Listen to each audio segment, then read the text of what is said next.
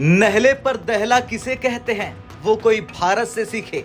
क्योंकि आज जिस तरह से दुनिया में भारत ने डंके की चोट पर अपनी ताकत दिखाई, उसके बाद अमेरिका से लेकर रूस और रूस से लेकर ब्रिटेन ने भारत से हर क्षेत्र में मदद मांगी। लेकिन चीन को यह अब खटक रहा। चीन ने भारत को एशिया में घेरने की कोशिश की, लेकिन वो नाकाम हो गया। अब बारी भारत की है।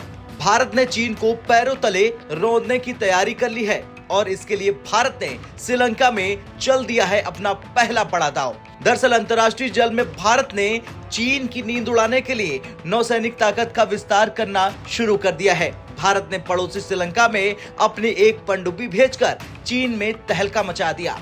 भारतीय नौसेना की पनडुब्बी INS करंज श्रीलंका पहुंची, जो चालबाज चीन को एक बड़ा संदेश है कि जैसा बोओगे वैसा काटोगे।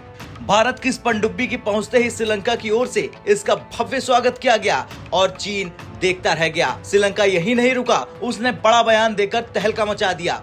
भारत की पनडुब्बी को लेकर श्रीलंका ने कहा, INS करंज 67.5 मीटर लंबी है और इसमें कमांडर अरुणाब के नेतृत्व में 53 लोग सवार है। INS करंज 5 फरवरी को प्रस्थान करेगा। ये भारत और श्रीलंका के बीच मजबूत समुद्री संबंधों का प्रतीक है। बता दें, भारत ने ये कदम ऐसे समय उठाया जब चीन का कथित रिसर्च जहाज मालदीव जा रहा है, लेकिन भारत ने इस खतरनाक पनडुब्बी से चीन को करारा जवाब दिया है। चलिए अब जानते हैं क्या है इस पनडुब्बी की खासियत।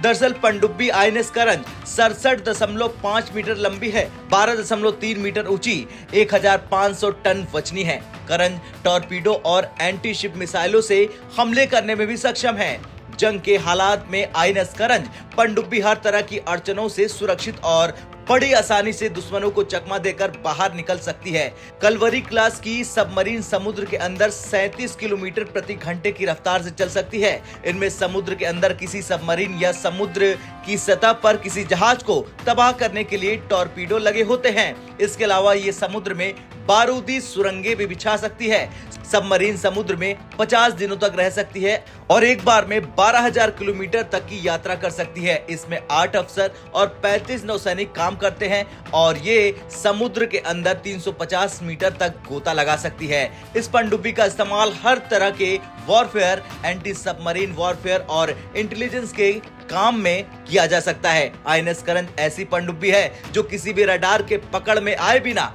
आसानी से अपने निशाने को नस्ते-नाबूद कर सकती है। खुद ही ऑक्सीजन बनाने की क्षमता रखने वाली ये पनडुब्बी लंबे समय तक समंदर के अंदर रह सकती है।